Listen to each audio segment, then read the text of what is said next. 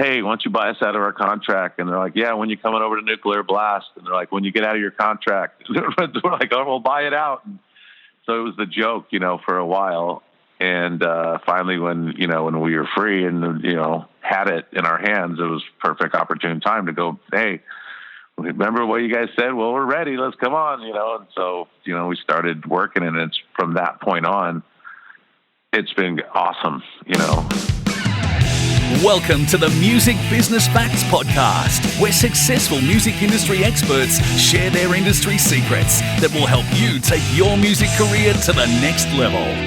G'day, ladies and gentlemen. Rodney here, and thank you again for joining me on my music industry podcast, Music Business Facts. I really appreciate you spending your time with me. My guest today is an absolute legend of the metal world, and his name is Chuck Billy, and he's the lead vocalist for the American pioneering thrash metal band Testament. And although Testament's lineup has changed a couple of times over the years, Chuck has remained one of the constant members of the band that was formed way back in 1986. That's 30 years in the music business, people. A very impressive feat to still be going today and to still be relevant in the often superficial world that is the music business. And as you'll hear in my interview with Chuck, one of the super important reasons that he, along with his bandmate Eric Peterson, who's also an original member, have been able to continue along with Testament all of this time and continue making money is because they learned about the music business. They implemented that knowledge and they made it work for them. They made sure that they owned their assets, their publishing, their master tapes and all of that type of stuff, so that when the dollars did start to flow in, unlike many of their fellow artists who were seemingly in debt to others like the record labels and endlessly trying to recoup, they were able to position themselves into much better situations in order to be able to continue bringing the cash flow into the business. So in the interview, we also talked about some other cool music business stuff like sponsorships and songwriting and publishing and a whole heap of other cool music business cool stuff, so I hope you enjoy it. And as I mentioned, in the history of particular the thrash metal genre, Testament have released some absolutely groundbreaking records in my opinion, and they've also just released a brand new record called The Brotherhood of the Snake, and Chuck talks about the importance these days of continually pushing out new material and getting new records out. Anyhow, with the Brotherhood of the Snake, they've done a license deal with the seminal metal label Nuclear Blast Records.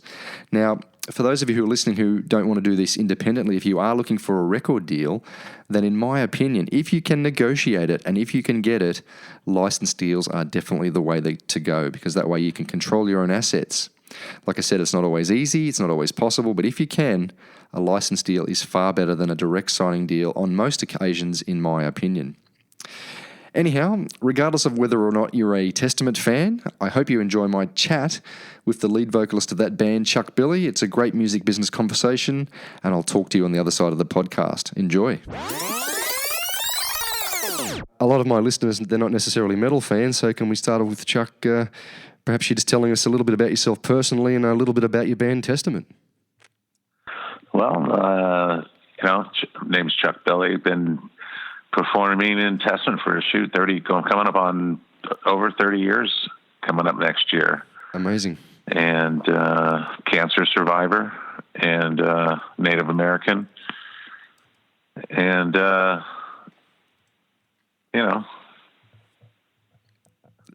guess, if they don't know, we've been had a long career of, just coming out with our 11th album now, and had a bunch of lineup changes over the years from, first 1987 till today. And, I think the band kind of took a full circle from where we started and where we are today.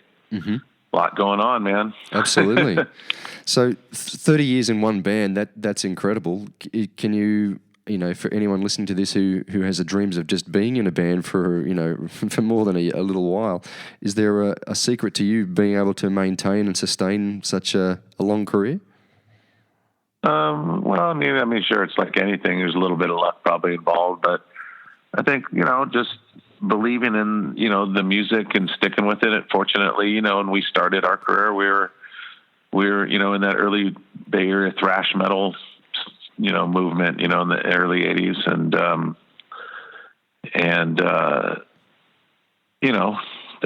I think from there is, where it started evolving. Mm-hmm. I want to talk about the business, Chuck. And my first question to you, I mean, as the lead singer of the band, do you have much of knowledge of the music business yourself, or have you always had managers and other people looking after it for you? No, I'm all firsthand. Even when we did have managers from the get-go, I've always been kind of hands-on. Yep. Want to know what's going on, and we've been pretty much self-managed, for quite some time now. Okay. I've actually started a management company as well over the last couple of years. So, it's something we've kind of been just, we've been doing it long enough. We've seen a lot. We've had a lot of labels throughout the years because, when we first started career with Megaforce and 6 albums with Atlantic Records. And when that contract expired, we really went through a lot of record companies that kind of either went bankrupt, or just disappeared. And, at the time they sounded like good deals, but in the long run, we ended up, missing out on a few things. But, along the way, the beauty of it was along the way, we learned something. We started a record label, in 94. And, at least we got those labels that did fold on us. Like we had The Gathering and Demonic and Live at the Fillmore and all these records like that. Mm-hmm. Were on those labels that since we owned the master recordings and did licensing deals, we got to keep them. So we got to take them, at least they seen life after that. And we're just buried in a shelf of a label that just was no more. So, that's all pretty cool. It's really been a lot for us. We went through a lot, as far as the business labels and agents and, just kind of been thrown into it, it's definitely has had its up and downs, and good and bads. And mm-hmm. 30 years later, here we are, man. Yeah, no, it's a cool story, and it's great to hear because, I've spoken to a lot of high-profile musicians, and there's a good percentage of them that don't have any idea about any of that stuff, management or publishing or any of that kind of stuff that, and it's a real shame because they're often the ones that get ripped off or... Well, there's a lot of money probably out there artists just aren't getting, and, anything in life, unless you're coming to ask for it, you probably won't get it, Mm-hmm. There's so much out there that musicians probably just, are blind to that, you got to stay on top of it. You never know what might happen tomorrow. You might not be here. So you got to get your affairs in order and get everything square and, straight. Yeah. Very interesting. And with Testament, do you guys have a partnership agreement with the core members of the band who, who owns the band name and what happens when people leave? And Well, me and Eric, when we first started, the original members, we were equal members. And then once we had the breakup, that's when me and Eric, started the label and then another company that we've been working as, mm-hmm. It's just right now, it's just always been me and Eric. When the guys left, Alex came back, I think, after 14 years, and I think Greg after 8 or 9. And, me and Eric been holding the fort and kind of, riding the wave, the ups and downs of the business, really, And the 90s and the early 2000s are really tough, for us as a metal band, labels, major labels at that point, were really starting to drop a lot of metal bands, and the radio industry wasn't playing metal very much on the radio anymore. I remember at that point, especially working with Atlantic, they were really pushing our singles, and there was, at least close to 200 stations across the U.S. that would play heavy metal and drive time traffic, which was pretty unusual. Mm. And then that just kind of changed overnight. Next, it was just gone, and metal just was off the charts, off everything, labels dropping. I mean, it was just insane what happened. And for us, unfortunately, we were at that period in our career where Alex was leaving the band and Louis left the band right before that, and things were kind of at the end for the band, the original band at that point, and times were changing, music was changing. It was the end of the record contract. Everything was happening at that point. And how did you guys survive, Chuck, during those tough periods? I mean, I imagine, a lot of musicians, they're not making a lot of money, even though they're famous and they're successful, and on the outside they look like they're rock stars, but they're often struggling financially. Yeah. Unfortunately, like I said, since starting the label and the masters, at least we're always in a bigger portion of record sales and stuff like that. So fortunately for us, that's been always a good thing. Yeah. But it's been tough times, back then. All the ma and pa stores that we used to have growing up as kids, going to the cool record stores, are all gone. It's all big major shops now, and it's all different. The new record, Brotherhood of the Snake, you didn't do that one independently though, did you? No, that's with Nuclear Blast. We've been Nuclear Blast. We licensed to them for the last 3. This is the 3rd record with them. Mm-hmm. And, it's been a really good relationship. It's been, it's funny. We were actually in the labels I spoke about that went bankrupt. We're speaking to Nuclear Blast while we were on those labels, and hey, why don't you buy us out of our contract? And they're like, yeah, when you're coming over to Nuclear Blast. And they're like, when you get out of your contract. We're like, oh, we'll buy it out. So it was the joke, for a while.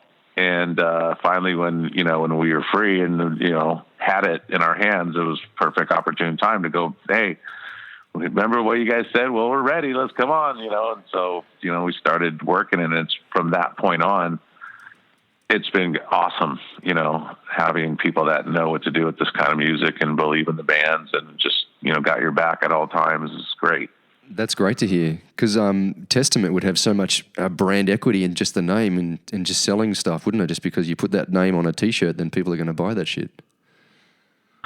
Yeah, we've somehow managed to kind of, again, like I said, a bit of luck. Luckily, we started doing things a little and been advised early on when things were changing to try, some different things, and we did, and then today looking back, it was the best, I think, thing we've ever done for ourselves, Oh, that's awesome to hear, Chuck. And you mentioned you're doing a license deal with Nuclear Blast. So is that what you would advise other bands to do if they can get that option or that opportunity to basically hang on to all the goods and all the rights and ownership, but allow somebody else in to share with the ownership? It always is the best, because you never know. I mean, who knows, 20 years from now, some commercial or something, who knows? You just never know. What might be used, or who knows, but it's always good to have and own your master recordings and to own as much of your publishing as you can. Mm-hmm. Those are very valuable as an artist. Absolutely. Speaking of publishing, Chuck, when Testament write a song, how does the band share that up? How do you have a system or a formula? No, it's based on whoever writes the song. You know. So, we break it down, whoever comes up with the music, that's split up. And then vocally, I will get that half of the writing credit, but I work with people as well. So I share, in my writing as well, in my percentage. Mm-hmm. What do you think about streaming, Chuck? Is that a Testament making money from streaming? I hear a lot of people say absolutely not, but then I'm hearing other musicians saying, yeah, we're getting some good checks because we're getting streamed a lot. Well, it depends what you mean by where on streaming, what format, because some formats are I won't name names, but some you make less and maybe not as much money. Yep. But as far as, digital stuff and internet and online and all that stuff, it's tracked pretty good these days, and, we're all sorted on that. So, we see all that. Yep. What about crowdfunding, Chuck? Have you ever done that with Testament, or would you ever do that? I've never done it. I don't think we ever would try to go do that. I don't think there's no need for that, actually. Yep. I would be into it if we were trying to raise funds for a good cause and, a charity or something, and we were really believed it and backed it and wanted to be a part of it. We'd do something possibly, but, not for us. Mm-hmm. Yep. No, cool. It's pretty obvious to most people that merchandise and live performances are where the major sources of income are coming. And again, if I get a bit personal, Chuck, tell me to shut up. But as a license deal, are you making a little bit more money from actual record sales because you have a bit more equity in it? Is that something that you could assume? Well, we do. Yep. Of course, you get when you're signed as an artist, and as most record deals go today, when you sign with labels, they want your merchandise, your publishing, your first child, and everything.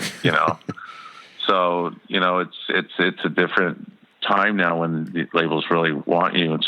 So it's tough. And, we've been doing it long enough. We've learned to keep a lot of our eggs in separate baskets, not put them all together.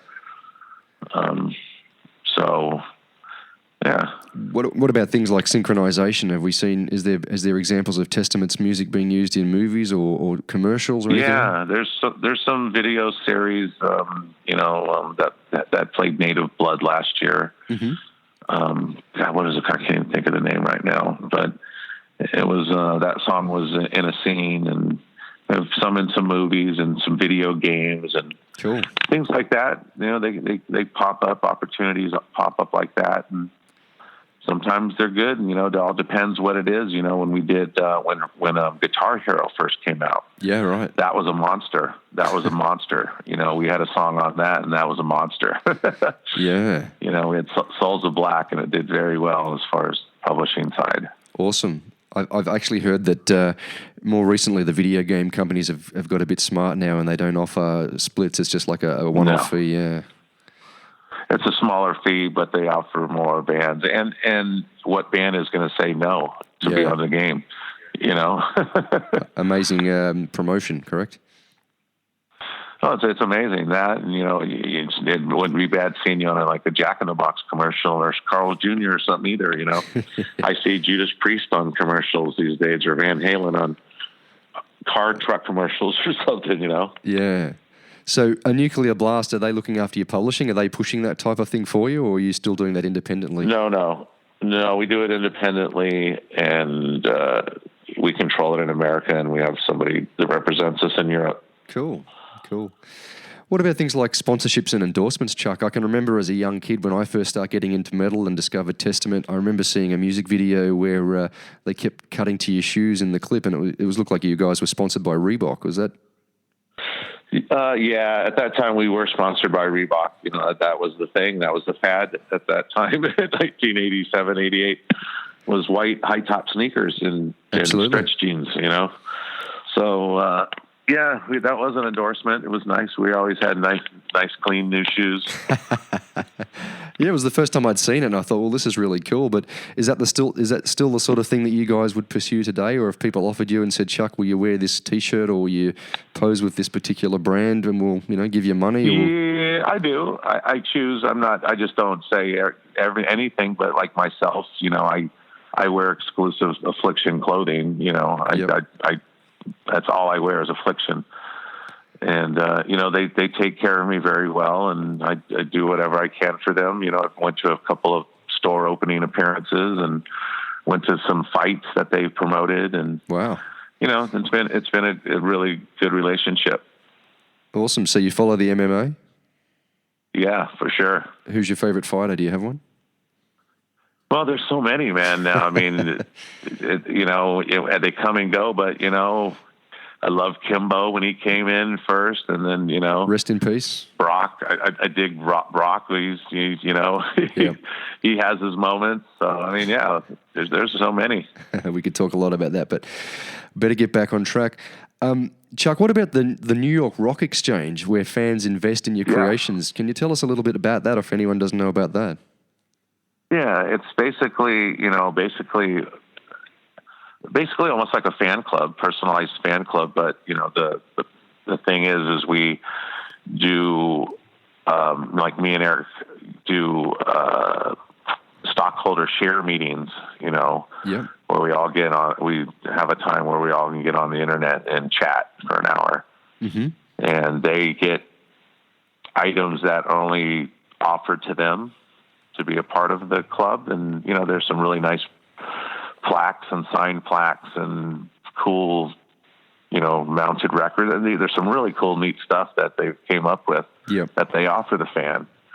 but you own a share. It's not really, as far as you're not going to make any money off it because it's a minimal share, but you are invested in a part of that song. Right. Okay. And it's a cool thing as a fan to go, yeah, I bought into this song. I got here's my share, and there's an actual stamp share in there, and hanging on your wall, and there's some really cool stuff, that you get with it. So it's not like that David Bowie model where he actually sold shares for his album, and as the album songs made money, the shareholders get a dividend or anything like that. That would be great, but I don't think that was kind of what it was designed when we approach it. Just like it's kind of like a cool thing for the fans, like a fan club, but a cool thing to give them extra as feel a part of owner of the music, having that piece. So it's a great marketing kind of vehicle, really. Yeah. Listen, Chuck, the fans have loved it. They brought them to the shows, and they've really expressed how much they loved him. Yep, awesome. That's great. What advice would you give a young Chuck Billy about the music business if you had your time all over again and you were starting out? Well, of course, try to maintain your song rights and find a type of music that you believe in 100%. Pursue it, keep with it, stick with it, and it only gets better and better. So, that's probably some of the best advice.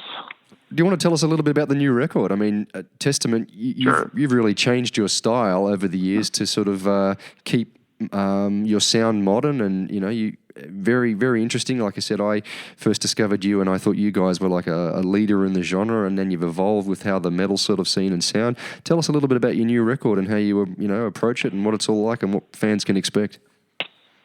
Well, it's definitely going to be a faster record than we did on the Dark Roots record. Mm-hmm. I think the record is very special. There was a lot of stress, emotions creating this record. Me and Eric worked on this for 2 years, and there was a lot of ideas and riffs that we'd had going for a long time. And somehow, up to the point of going into the studio, we just could not get the songs completed. And we were kind of getting nervous, and, I was really getting frustrated and angry. And, we had some heated moments, me and Eric, trying to get this thing done. Uh-huh. And, we kind of decided that, if we want a record this year, we got to get it recorded before June because we're going on tour.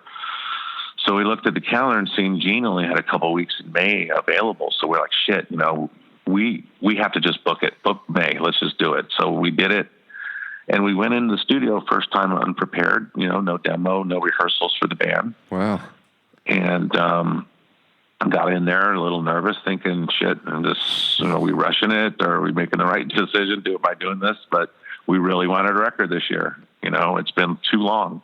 Yep. And at that point, I was just getting really frustrated. And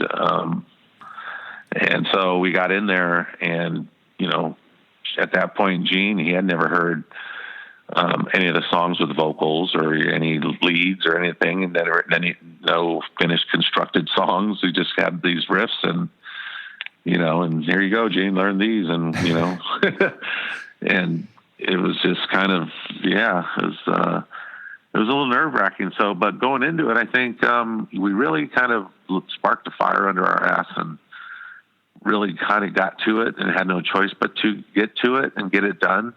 Yep. But I think getting in the studio is where a lot of the final touches and making it all come together. Because I'd be honest, a lot of some riffs, I'd be like, what is that? That doesn't fit in this song. But in the end, once we found the vocal lines that worked, it did fit. It fit perfect. Mm-hmm.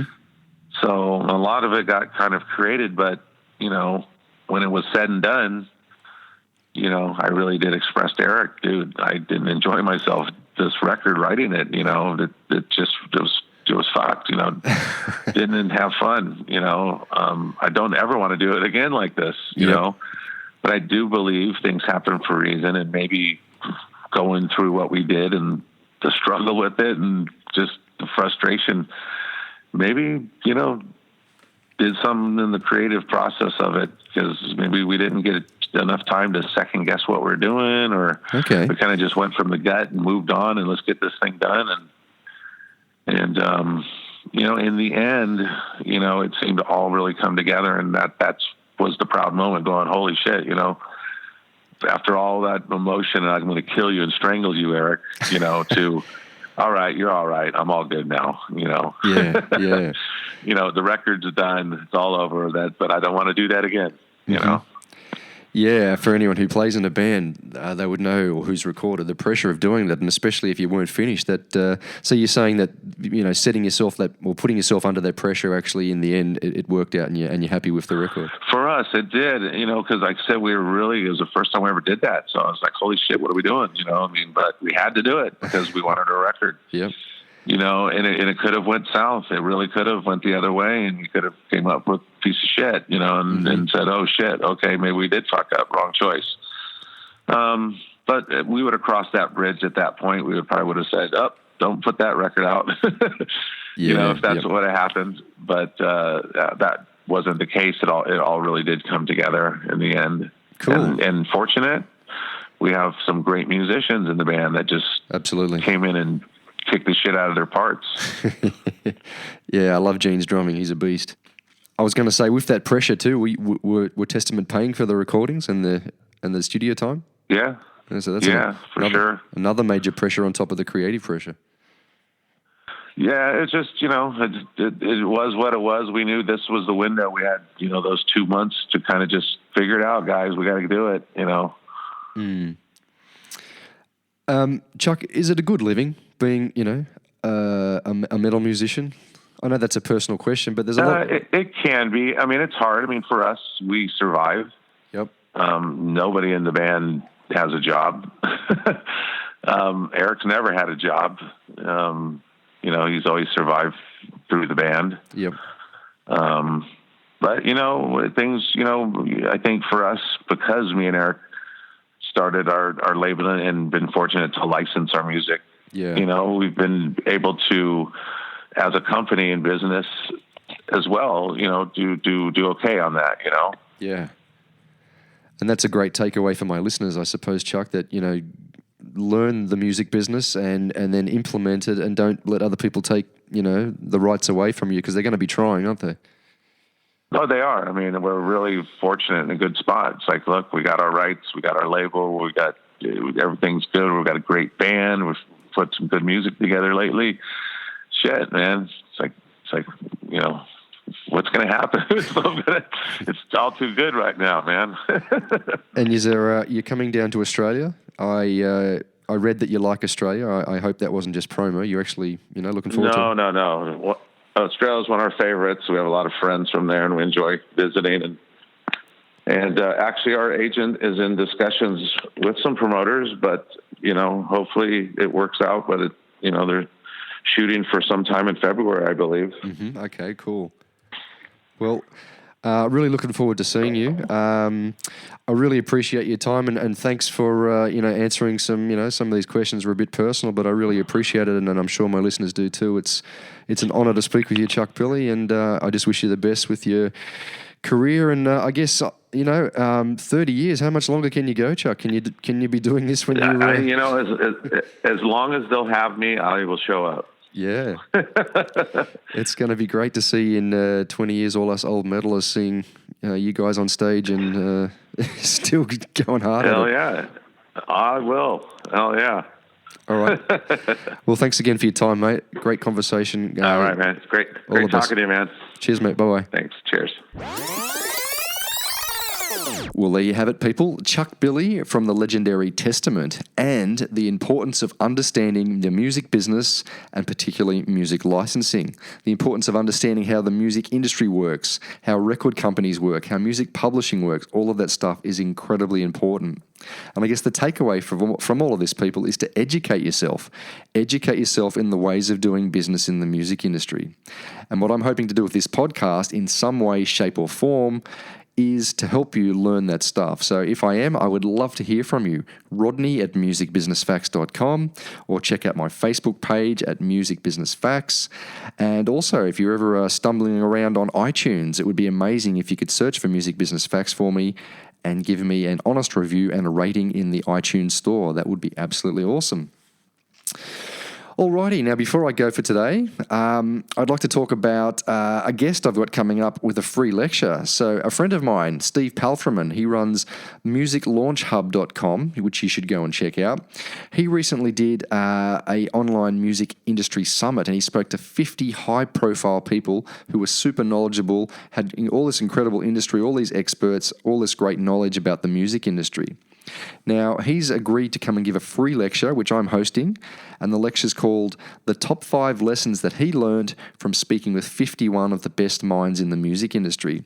It's all happening on Thursday, November 3rd at 7 p.m. Queensland time or 8 p.m. Australian Eastern Standard Time. If you're an international listener, just get on Google and do those conversions. And also, if you register and you can't make the live presentation, for everyone who registers, I will send you the replay. So if you'd like to register, you can register for free at musicbusinessfacts.net/Steve. So again, musicbusinessfacts.net/Steve, happening this coming Thursday, the 3rd of November.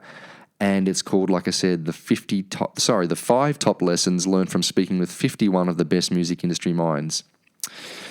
Alrighty, well, I hope you enjoyed this episode of Music Business Facts, guys. I'll leave you with a quote as I usually do.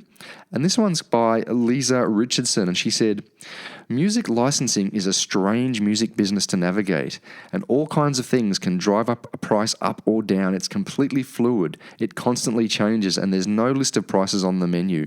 Everything is negotiable in some way, shape, or form." Until next time, guys, this is Rodney Holder signing off from musicbusinessfacts.com. And until I speak to you next, do something nice for a stranger. All the best. You've been listening to the Music Business Facts podcast. For more essential music business tips and information, visit musicbusinessfacts.com.